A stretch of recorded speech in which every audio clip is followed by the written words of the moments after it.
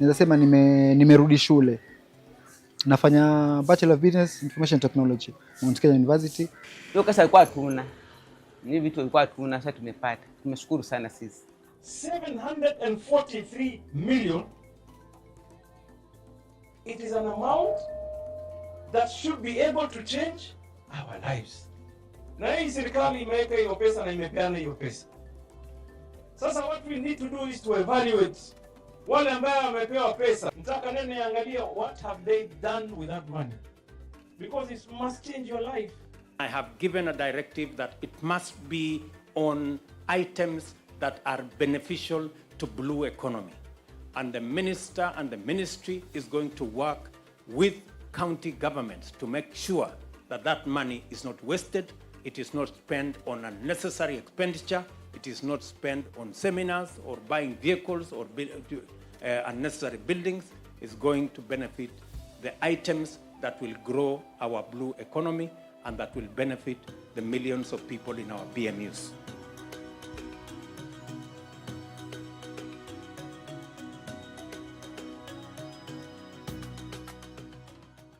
Historia ya kuanzisha huu mradi wa kuku, unajua mimi nimelelewa na babangu kwa mvuvi, na katika maisha yote hata tukiwa shule ulikuwa mpaka uone baba ametoka na nini baharini ndio ujue hiki itaenda vipi.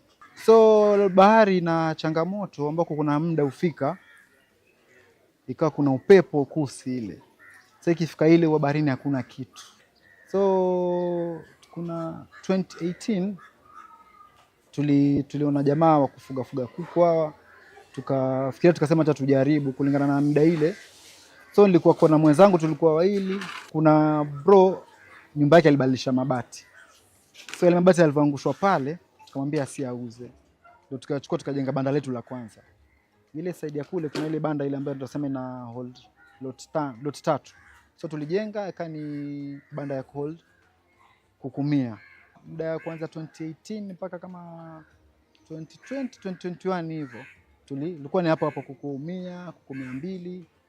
Tulipofika kuku 300, maana ilikuwa tuwasave tukiongeza hapo. Tulifika kuku 300, tukajaribu kuruma. Ilikuwa ikifika time ya kusafisha banda, saa nyingine tuachukua marafiki zetu wengine tuwaingiza pale. So tulivyoona kama kuku 100 alikuwa tufanya watu wawili, kuku 150, tukafika kuku 200, ilikuwa kuku 350. Tukaamua tukaongeza watu watatu. Katika wale ilikuwa tukitusaidia pale. Maana ilikuwa tukichinja kama hivi waja. Sasa ilikuwa tusaidiana nao pale, alafu wape kitu kidogo.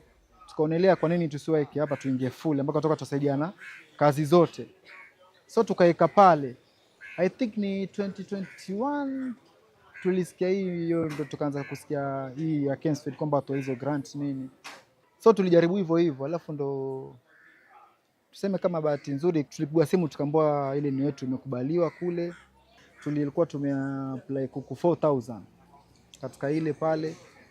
So walivyopitisha ile tukaweza kujenga ile banda la pili. So kutoka kuku 100 hiyo mpaka sasa tuko na lot ambazo zina run ni kuku 1250. Pesa tulipata ilikuwa 2.9 million ambako katika 10% yetu ilikuwa 296,000. If the total project cost is 3 million, then we have the 90% comes from the Kensfield 2.7, then 300 is community contribution. So you commit yourself as a group. And majority of our communities are hawajiwezi. So we don't put cash because they're not able to raise the cash. We put in-kind. For instance, if we are constructing a poultry house, the in-kind community contribution, there will be a construction of the poultry house itself, the labor, the mandates. Instead of us hiring a contractor to build our poultry house, as the CG members, we will do it. Sisi wenyewe, we will do the actual rearing of the chicks, because if we don't do it, we need to hire someone who we might pay. So we normally have the cash and in-kind community contribution registers that we normally fill on a monthly basis for the community to be able to account for the 10% mandatory community contribution. Hii mradi wa Kensfield alituletea wale maofisa wale wa agriculture ambako kuna vitu vingi ilikuwa tufanya. Tunasema ilikuwa mimi ilikuwa ya survive, lakini ilikuwa kuna makosa mengi tuwafanya. Kwa hivyo walitufundisha masuala ya vaccination.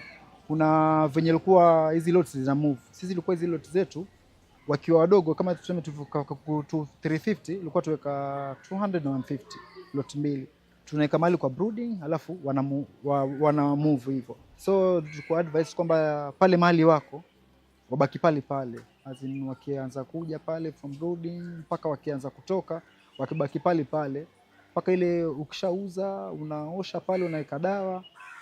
Ndio kama kuna lot nyingine iko kule kando, kila mtu anabaki na ile, kama kuna outbreak huku itabaki hapa, haita affect ile lot nyingine.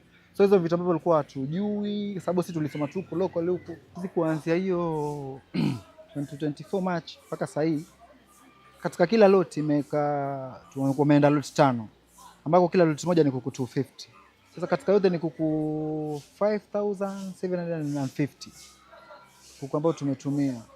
Katika hiyo 250 ni kwamba wanarudisha mali, as in capital inarudi, as in ni vifaranga, feeds, vaccine, vitamin ambazo zitatumika pale, as in wataregesha yote, wataweka kando, then watachukua profit.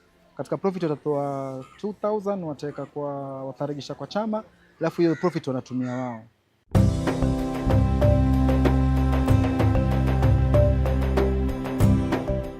Kwanza kikundi chetu Palani Support Group 2014 ndio tupata certificate ya serikali, sababu kwa tuna save tu, kwa tunahudumia watu ambao kwa vile mtaani, watu ambao watu maskini. Sasa hiyo mambo ikujua ni USAID kitambo miaka hiyo tukianza hiki kikundi. Sasa tukaambiwa tutafute kina mama, watu wote ambao wanaweza kuwasaidia tu save pesa, wafanye biashara zao, wasikae tu kwa nyumba. Sasa tukatafuta kina mama ambao na watoto ambao mtu aende kazini. Tukatafuta mama hao tukawapata, tukaanza kikundi na wao, tukakubaliana mtu aite kidogo kile kama tani 50 tuna save. Alafu tunampa kama huyo bado tunamenyana, tunampa pesa kidogo aanze biashara. Sasa tukaendelea kusave miaka mingi sana, tuna save na kila wiki tunakutana saa 2:30.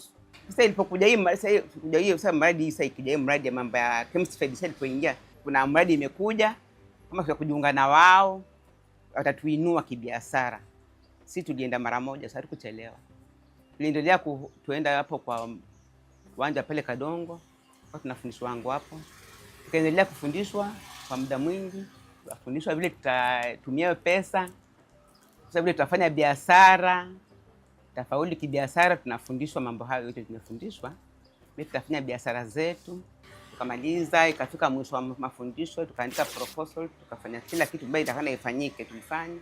Baada ya proposal tukapata hiyo pesa. Haya, ilikuwa ni 1.5 ndio kwa kwanza, milioni 1.5. Sasa andika sasa, tukaambiwa kuna pesa tutapewa kwa mkono. Watu wale kununua vitu kama hizi meza na kutengeneza hapa hivi, sababu kulikuwa na percentage fulani ambayo ilikuwa mradi wenyewe tutoe percentage. Tukaenda kwa account yetu tukatoa 1000 ngapi, 30,000 kwa account yetu. Tukatengeneza vitu vingine ambao tulikuwa tutumisa hizi. Hii duka ilikuwa kitu moja hii pekee yake hapa. Hii tumeongeza baadaye. Tukapaka rangi, tukaweka sotairi ili ifanane na mashine sijaingia, mashine ndio sikaingia sasa. Inabidi tunimsaidia kwa tuandika mashine, tukamajua mashine 4, 20 euro kwa taka 2, overlock moja na super overlock moja. Na mashine za kawaida wanafunzi kwa tutatoka 4. Nilisema nimerudi shule. So ile kiwango niliona as in monthly ile ambao wana save, nafanya Bachelor of Business Information Technology Mount Kenya University, na mpaka sasa hii niko semester ya kwanza, nilijoin 2025 na mpaka sasa hivi fees nimeweza kulipa, manage kulipa kupitia ya kuku hapa. Na in terms of members, kuna member fulani amepata scholarship, lakini tuseme in final transport na mahitaji yake mengine huko anafanya diploma, so inamsaidia pia kulipia huko.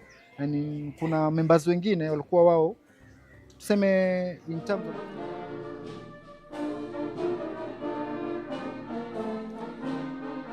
His Excellency the President. We can welcome him with a clap. Tumkaribishe kwa makofi. Karibu sana Mheshimiwa Rais.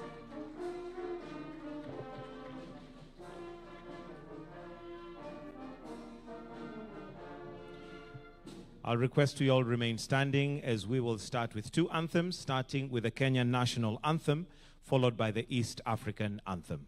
The anthems.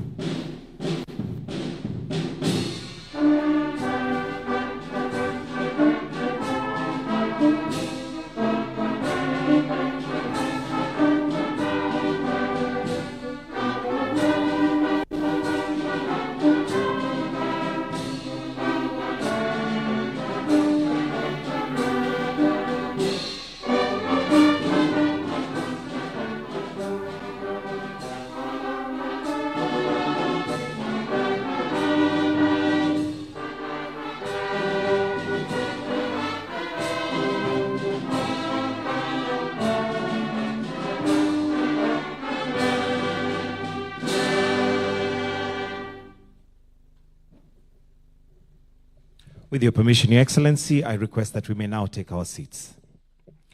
Your Excellency, Dr. William Samoei Ruto, President and Commander-in-Chief of the Kenya Defense Forces, Honorable Abdul Swamad Sharif Nasir, Governor of Mombasa County, Rensen Mulele Ingonga, Director, Public Prosecution Kenya, Directors of Public Prosecution from other countries, senior government officials, stakeholders, ladies and gentlemen.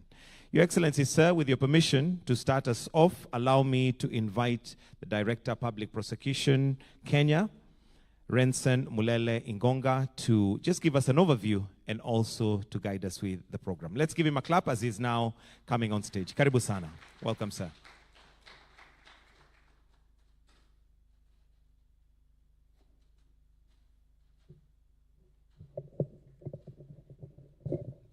Thank you very much.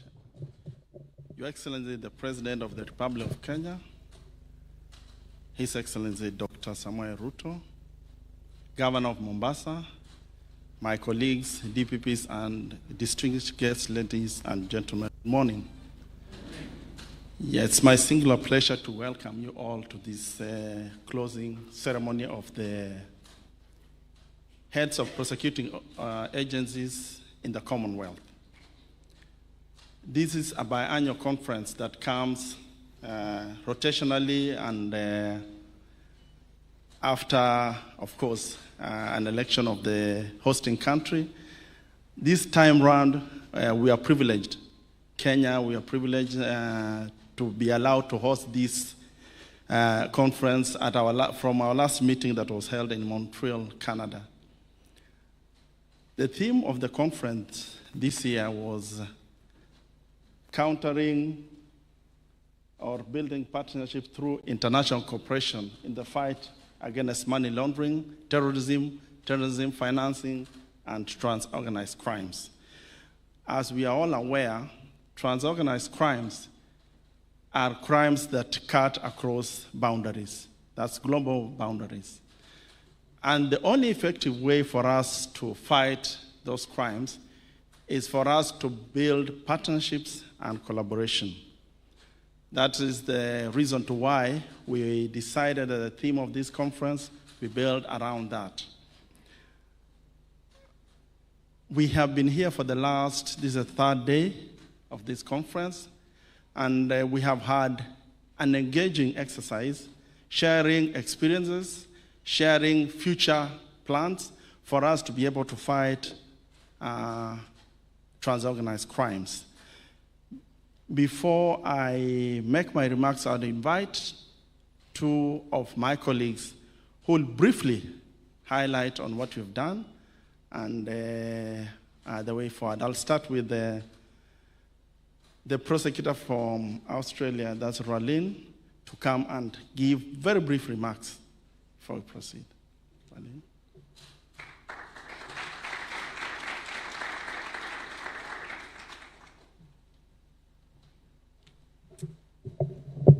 Mr. President, Excellencies and other colleagues, can I start by thanking you all for your attendance at this conference? And Mr. President, it's been the combination of having so many different nations represented at a conference like this that really brings the value. We all have a shared legal history, but we are at different stages in relation to different issues that face us all. We all, of course, face transnational organised crime problems. We, of course, all face money laundering issues and terrorism issues. And as we've heard from conference delegates over the past 2 days, each nation is doing, or each jurisdiction is doing something slightly different. And the value in hearing what everybody is doing is immense. We can learn the lessons from others, we can see things that we might connect with what we are doing, and we can then further develop our own individual responses to these significant issues. The world is only getting smaller.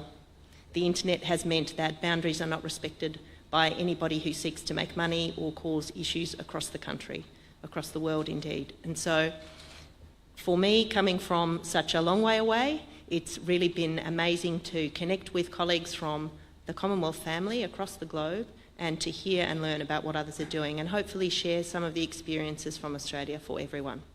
So I'd like to thank the Prosecutor for Kenya and his team for hosting such an amazing conference, for all the things we've learned from them and from each other, and I look forward to attending future conferences of the HOPAC. Thank you. And next I would invite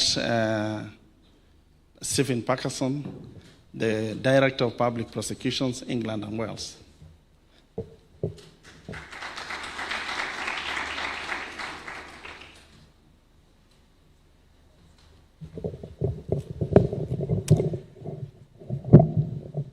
Thank you. Mr. President, Governor, Attorney General, fellow directors of public prosecutions, including, of course, Mr. Ensign Ngonga, can I begin by echoing what the DPP for the Commonwealth of Australia has said, and perhaps I can do so on behalf of all of us, heads of prosecuting agencies who are attending here today, to thank the Kenyans for the most wonderful hospitality that we have been shown, really from the moment that we arrived. But also for the organisation that has gone into this conference. To be honest, it's quite intimidating. I'm so glad that the UK held a conference 4 years ago, because we don't have to do so for a while. And I'm saying that because I'm quite intimidated by the high standards that have been shown, which will be very difficult, I think, for any other nation to match. So I'm relieved that we don't have to do this for some while, but at the same time incredibly grateful to you, Mr. President, for authorising that this conference should take place, and for our colleagues from the DPP's department in Kenya for putting on this conference. We are in the Commonwealth, we are part of a family of nations. We have so many things in common. We have a shared legal history. We have common legal systems. And in the context of prosecution work, we follow the same underlying principles, a belief in independence, a belief in fairness and ensuring fairness not just to the prosecution but also to the defence, to the victims, and a belief that it is our responsibility to deliver justice. And I think that has been an underlying theme not only in the presentations but also in the many conversations that all of us have enjoyed outside the plenary sessions. But alongside the commonality between our legal systems, we've also heard throughout the conference about the various regional differences with our various different jurisdictions. We're at different stages all of us in terms of our systems. And that's meant that we've been able to learn from each other. And if I may say so, I've learned a great deal from talking to colleagues from Kenya about the way that you do things in this country. And there is much that we can learn from that. And I think the other theme that for me has come out of this is the need for us to be flexible and adaptable as our various systems develop and as we meet the challenges of modern life. And one of the things that we were talking about a few moments ago before the formal sessions began has been the impact of COVID and the way that has transformed the way that we work with the assistance of modern technology, which has helped us to flex and adapt to the challenges of modern life. So can I just reiterate my thanks, if I may say so, on behalf of all of us. It has been a wonderful conference. I'm sure all of us will be sorry to leave either later today or tomorrow, although I know that a number of us are actually staying on to enjoy the pleasures of your country. Thank you.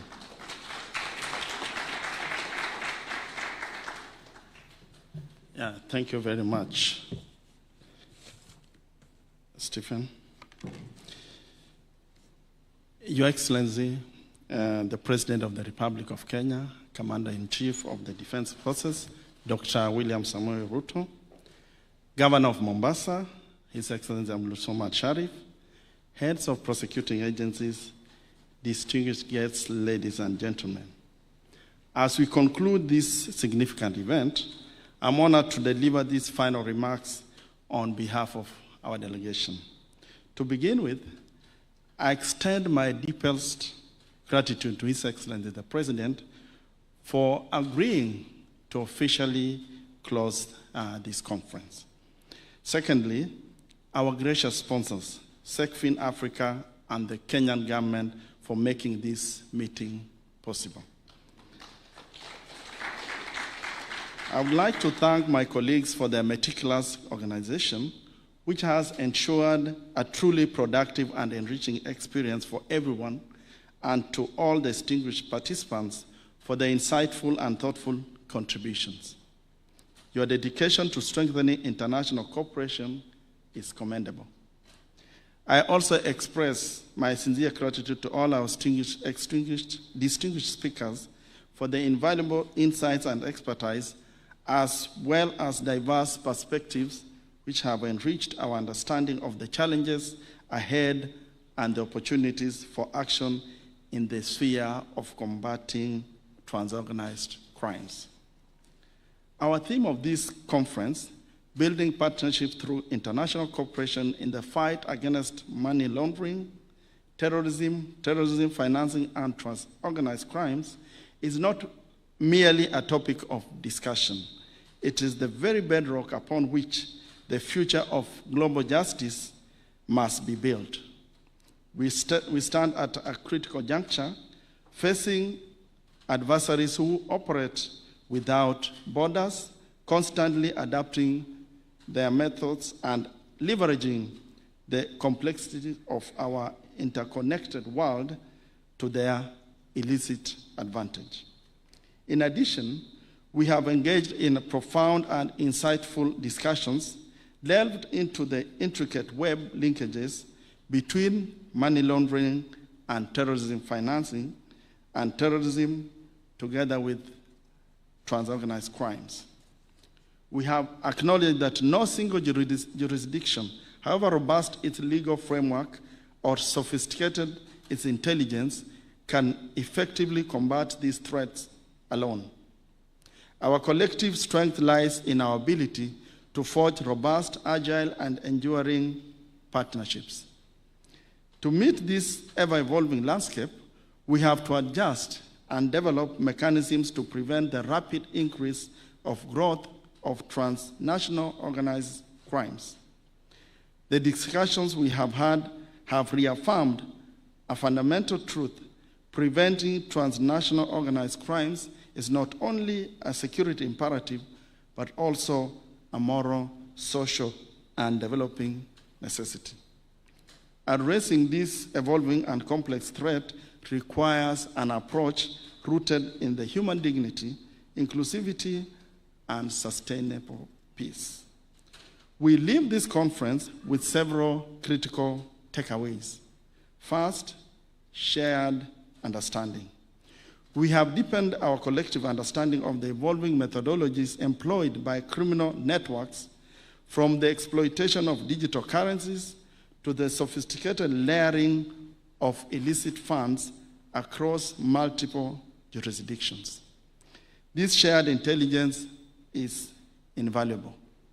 Secondly, operational strategies. We have exchanged practical strategies for enhancing mutual legal assistance, streamlining extradition processes, improving real-time intelligence sharing, identifying, tracing, and forfeiture of assets. These are not abstract concepts, but vital tools that empower our frontline prosecutors. Thirdly, technological imperative. We have recognized that just as criminals exploit technology, it is important to harness it for investigations, evidence gathering and analysis, embracing digital forensics and data-driven approaches, which is no longer an option but a necessity. Fourthly, human rights at the core. We have reaffirmed our unwavering commitment to upholding human rights and the rule of law in all our efforts. Our fight against crime must never compromise the very principles of justice and fairness we seek to uphold. Lastly, we have strengthened networks. Beyond the formal sessions, the informal interactions, the shared meals, and the direct connections forged here have been immeasurably valuable. The personal relationships forged are the true synergies of international cooperation, facilitating trust and expediting action when it matters most. As we move forward, we must ensure that the commitments made today translate into tangible actions. This means fostering stronger partnerships, enhancing the role of civil society and youth, and leveraging innovative solutions, including technology, to counter extremist narratives and promote sustainable peace. Distinguished guests, ladies and gentlemen, as we return to our respective jurisdictions, the real work begins. Let us translate the insights gained and the partnerships forged into tangible actions. Let us champion legislative reforms where necessary, invest in training and capacity building for our teams, and proactively seek opportunities for cross-border collaboration. The fight against money laundering, terrorism financing, and transorganized crimes is a marathon, not a sprint. It demands sustained effort, unwavering resolve, and above all, a united front. I'm confident that the bonds strengthened and the strategies refined at this conference will significantly bolster our collective ability to dismantle these criminal enterprises and safeguard our societies. I thank you once more again for invaluable contributions and your dedication to this vital mission. Together, let us ensure that our resolve leads to lasting impact and reaffirm that prevention, resilience, and partnerships must remain at the heart of combating money laundering, terrorism financing, and transorganized crimes. Let us carry forward the spirit of cooperation and shared commitment to justice that has defined our time together. We look forward to continuing this vital partnership in the days ahead. Thank you very much.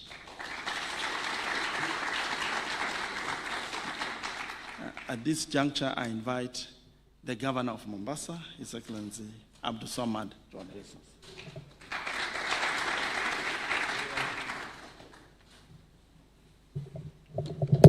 Good morning.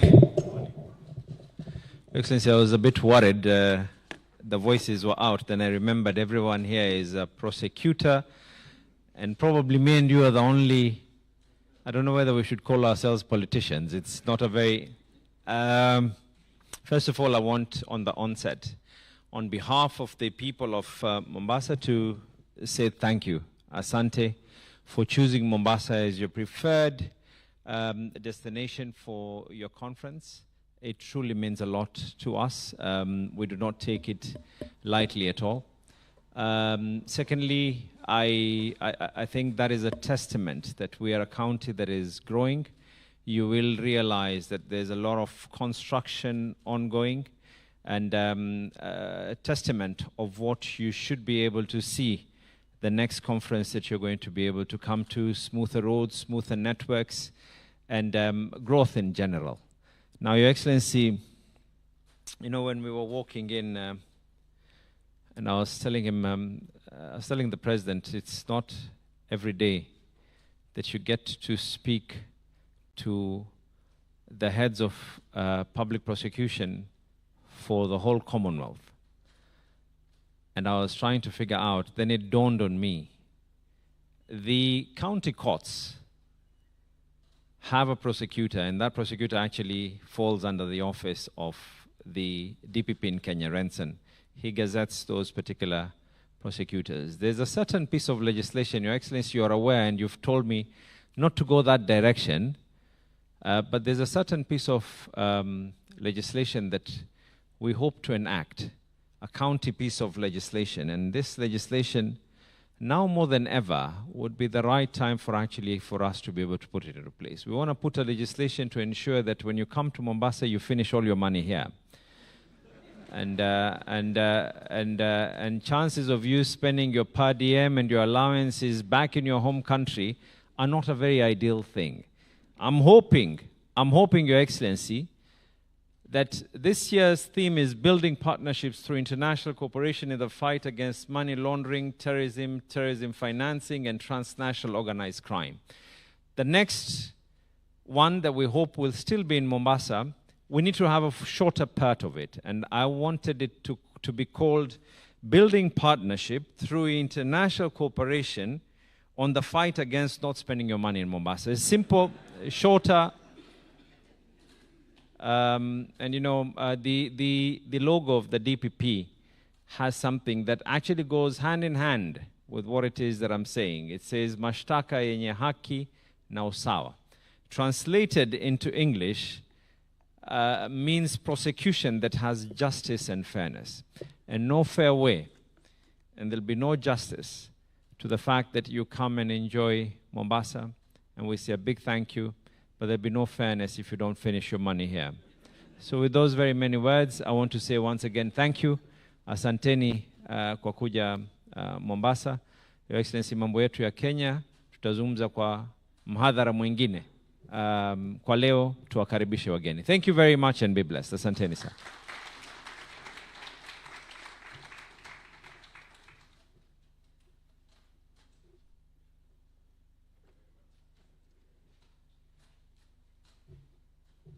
Thank you very much, Governor Mombasa. It is now my singular pleasure and honor to invite His Excellency the President. May we be all upstanding as he speaks to us.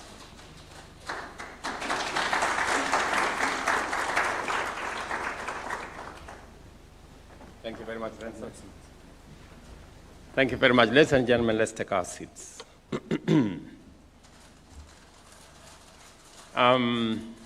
Allow me to join the Governor of Mombasa in welcoming all of you to Kenya, especially friends who are coming from afar in our continent, in other continents, members of the Commonwealth.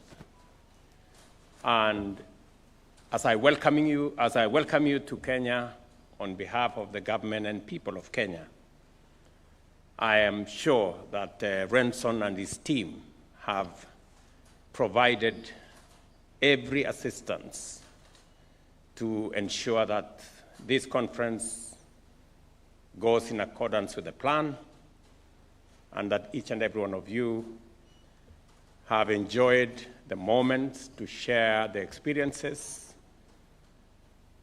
And therefore, ladies and gentlemen, all of us in this room are alive to the undeniable fact that we live in a world where the threat of transnational organized crime continues to grow in scale and complexity.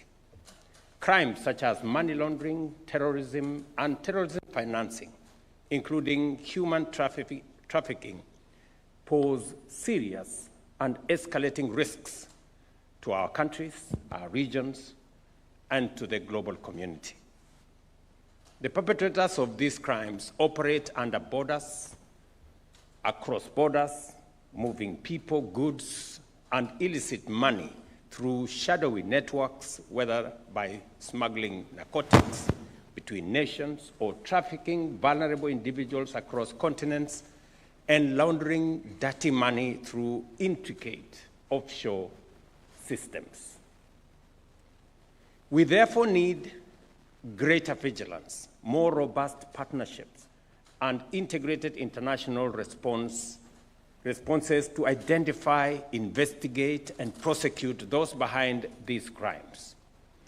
It is through such collaboration between national, regional, and international agencies that we can effectively disrupt and neutralize these threats and blunt their negative impacts.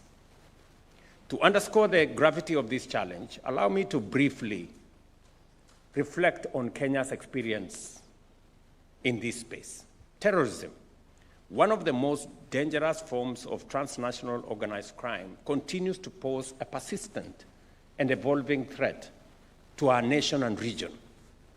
Kenya has endured several devastating attacks, including the 1998 United States Embassy bombing in Nairobi, the 2013 Westgate Mall siege, as well as the 2015 Garissa University and the 2019 Dusit II complex attacks. However, through heightened vigilance, enhanced intelligence, and strengthened international cooperation, Kenya has made notable progress in bringing perpetrators to justice. Just last month, 2 individuals were found guilty of aiding the Dusit II attackers, and sentencing is scheduled for June 19th this year. In the Garissa University case, the courts in 2019 found 3 individuals culpable and were sentenced to life imprisonment and 41 years each. Currently, 24 terrorism-related cases remain active before our courts, the majority involving membership in international terrorist organizations. These efforts have not only led to successful prosecutions, but have also significantly suppressed such attacks and contribute to enhanced national security. In addition, a total of 720 cases involving trafficking in children and other persons, unlawful acquisition of travel documents, fraud and misrepresentation, facilitating illegal entry into or exit from countries, interfering with travel documents and personal effects, and trafficking in persons for purposes of organized crime were reported between 2021 and 2024. The Office of the Director of Public Prosecutions has also registered 30 money laundering cases in the last 3 years. An in-depth analysis of these cases show that the perpetrators and criminal networks operate across multiple jurisdictions and have a presence on social media platforms. In addition, financing, facilitation, and commission are transboundary in nature. For instance, during the Dusit terrorism attack, financing was traced to banks in South Africa, various banks within Kenya, and Somalia. Furthermore, criminal networks have evolved their modus operandi. In human trafficking cases, often terrorists pose as victims to facilitate the movement across borders. They also operate through sophisticated, encrypted social media platforms and increasingly use cryptocurrency to finance their activities. These cases underscore the scale and complexity of the threat we face and the urgency of sustained and coordinated action. Therefore, the theme of this conference, Building Partnerships, a united front against transnational organized crimes, could not be more timely. It reflects the critical need for prosecutorial agencies to develop regional and international mechanisms to collaboratively address emerging threats. No single agency or country can confront these complex crimes in isolation. Through the exchange of knowledge and best practice, we are better able to understand the legal nuances across jurisdictions and craft innovative approaches for effective investigations and prosecutions. Mutual legal assistance and extradition remain vital pillars of this effort. They provide formal pathways for cross-border information sharing. Joint investigations allow for real-time collaboration and pooled expertise, enabling us to dismantle criminal networks more effectively. I am aware that the Office of the Director of Public Prosecutions in Kenya has signed MOUs with various prosecutorial agencies, including Azerbaijan, Morocco, Qatar, and Saudi Arabia. These partnerships are instrumental in enhancing collaboration on matters relating to terrorism and terrorism financing, transnational organized crime, and in building the capacity of prosecutors to respond more effectively to these complex threats. We must also work towards the harmonization of legal frameworks, align national laws across jurisdictions is essential to building a truly global front against transnational organized crime. Equally important is the vigorous pursuit of asset tracing, confiscation, and forfeiture. Denying criminal enterprises the proceeds of their illicit activities is key to undermining their operations. I challenge the heads of prosecution agencies here to give priority to this particular endeavor. On our part, Kenya is committed to enhancing the resources and capacity of the Office of the Director of Public Prosecutions to lead these efforts both regionally and internationally. Importantly, the revamping of our anti-money laundering and asset forfeiture framework is a testament to our commitment. It reflects our pursuit of greater specialization, stronger institutions, and high-quality investigations. The government of Kenya remains committed to upholding the rule of law and advancing a human rights-centered approach to prosecution and pursuit of justice.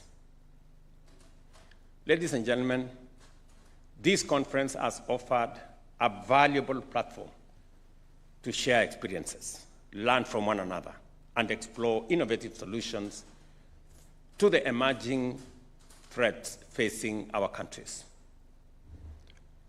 I look forward to the recommendations from this gathering and assure you of the Government of Kenya's full support in funding and empowering the Office of the Director of Public Prosecution for their implementation effectively.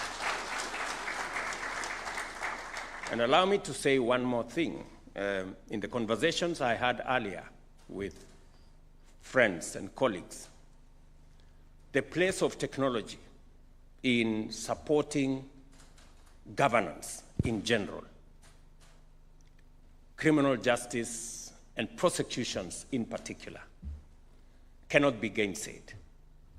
We have seen the evolution of use of technology in many spaces.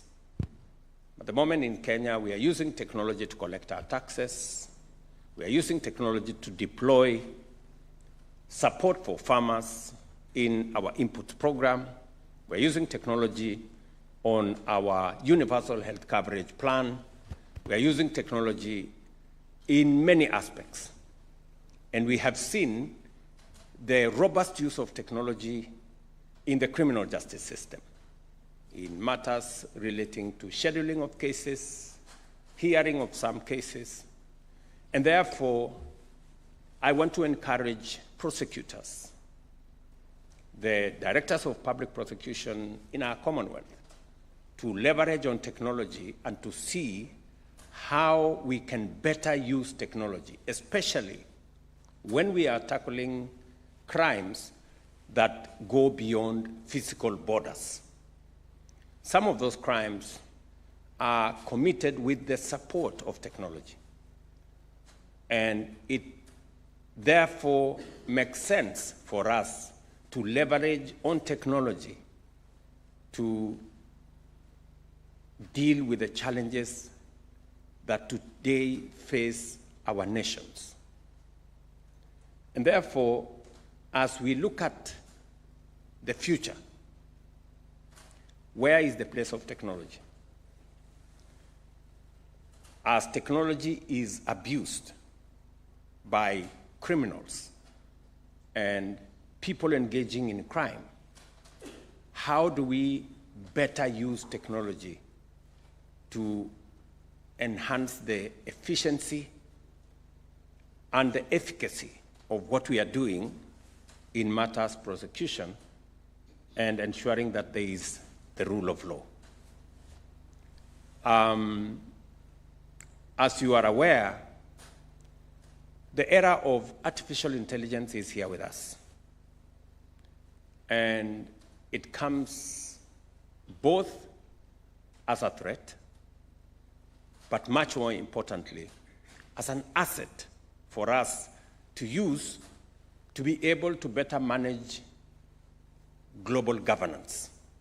How do we use artificial intelligence much more effectively? There are those who say artificial intelligence is going to replace people in the workplace, maybe replace teachers, maybe replace doctors. I don't know whether prosecutors will be replaced in the process. But how do we better use artificial intelligence to deal with matters that are of a nature that physical boundaries, individual nations, individual agencies cannot deal with on their own? And therefore, the leadership of the Commonwealth, heads of prosecuting agencies, it is my encouragement to you that you begin to see how we can leverage on technology, how we can leverage on artificial intelligence to be able to support the efficiency of delivery of justice through the criminal justice system. Again, as I conclude, I also want to apologize that there is a lot of construction around. Maybe you didn't find your way to this hotel. There was a lot of dust on the way. As the governor has said, we are undertaking a lot of public works around roads in Kenya. We are currently undertaking construction of about 2,500 kilometers, including this particular road here. There is also a lot of construction around housing, markets, hostels, stadia, as we transform our region and provide for public services and goods to the people of Kenya, including social infrastructure. And therefore, bear with us as we do this. it only makes your next conference better. And we want to do that across our counties and across our country. We also are working together collaboratively within the region. I would also encourage those of us from the East African community. I see my friends from Tanzania here, my friends from Uganda, that even as we build the Commonwealth network, let's also see how we can leverage on the East African community to better coordinate action around the issues that are of concern to this conference. Let me also say that there is an opportunity within the Africa Union that as we undertake the reform of the Africa Union, we can better collaborate as countries in this region to see how we can build greater synergy in all spaces as we work on the Africa Continental Free Trade Area, as we look at what our financial institutions are doing. And I think the areas of governance, criminal justice system, and prosecution should not be left behind as we build the networks to better leverage the opportunities that exist in our continent and to better deploy the assets and the resources we have, whether it is the human capital that exists in plenty in our continent or the resources, mineral and natural resources that are available in our continent to better improve the quality of life and the place of citizens of our countries and of our region.